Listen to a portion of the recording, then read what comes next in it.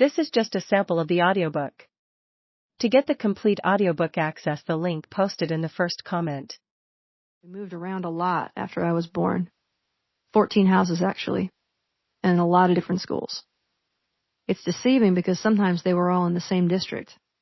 Beverly Park Elementary for kindergarten, then on to Hilltop Elementary, from there to Cascade View, to North Hill Elementary, to Olympic Elementary, and then back to Hilltop. Then there was Rock Creek Elementary, Tahoma Junior High School, Glacier Park, and that was all before high school. I don't think there was ever a housing transition I didn't want to make. There was always an exciting and dramatic build-up to the moving. Sometimes we moved because of evictions or job changes, sometimes for good reasons like a better housing opportunity or a step up in comfort, thanks to some connection that my charismatic parents had made. Either way, due to my frequently changing scenery and the undercurrent of chaos that poverty often creates, I developed somewhat of a photographic memory. It appears in all of its vivid detail right around the age of 2. Bedrooms change, the color of the wallpaper, the smell of a hand-me-down couch, the hum of a rental unit's avocado-colored refrigerator. There's a washing machine that's frequently mistaken for an earthquake, or a friendly neighbor with a horse called Pepper. Someone who lets you hop their fence to retrieve your frisbee. Different houses sometimes came with different pets and the loss or abandonments of the old ones at the old place. And of course, there were the feuds. I remember every drunk neighbor, the busybodies, the gossips, the liberals, and the divorcees.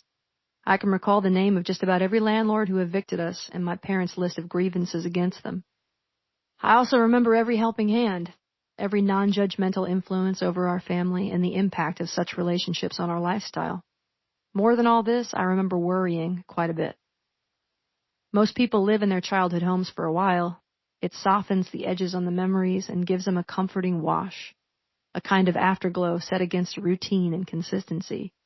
For kids like me, for whom every experience is set against a different visual and intense circumstance, it's really easy to remember the details of an early life. I see this now as a precious gift, but it isn't one I'm going to give my kids. They're going to have to get scrappy some other way because I don't have the stomach for it anymore. Burien is all concrete and strip malls now, but parts of it used to feel like the country. The airport has since shut down most of the land our trailer was on when I got sick. I think it was in a fuel dump zone or some FAA law changed and it became uninhabitable somehow. My little brother Jay and I were Irish twins. He was irresistible with blonde hair and blue eyes, full of pure drama, charisma, and conviction from birth. At only 11 months and 27 days older than him, I thought he was adorable, and he was mine. He was tougher than me. My parents had to implore me to stand up for myself, physically with Jay, because while we didn't really fight in a mutual sense, he fought the hell out of me. I couldn't work out whether he was supposed to be my formidable foe or my protected baby brother. It's an odd age difference. I was getting ready to start kindergarten.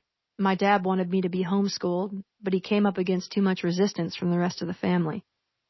I understand both inclinations now.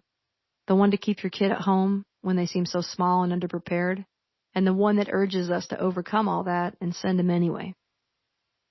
I was shy and quiet, but very clever. I was good at rhyming. I had an extensive vocabulary and had already dreamed up some songs.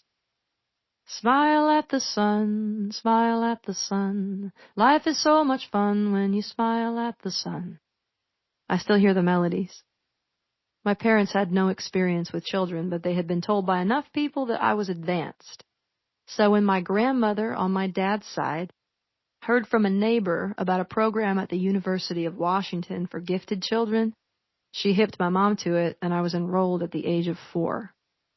I have memories of wearing a lead jacket and playing with children's toys, presumably whilst being x-rayed. Now it seems dubious to say the least, but I'm going to chalk it up to the 80s. I had been a colicky baby with some weird infancy health issues that I had grown out of, but my mother had never grown out of her irrational tendency to worry about me. My dad was well aware of this and didn't attempt to hide his annoyance. Every sneeze or childish complaint would send my mother rushing to the phone to dial 2-4 nurse or poison control. My illness, when it hit, felt like an extra dreamy flu to me. nausea and vomiting, but also a sense of euphoria that I can only imagine must be what morphine is like. My mother's first call was to my dad. They had a fight.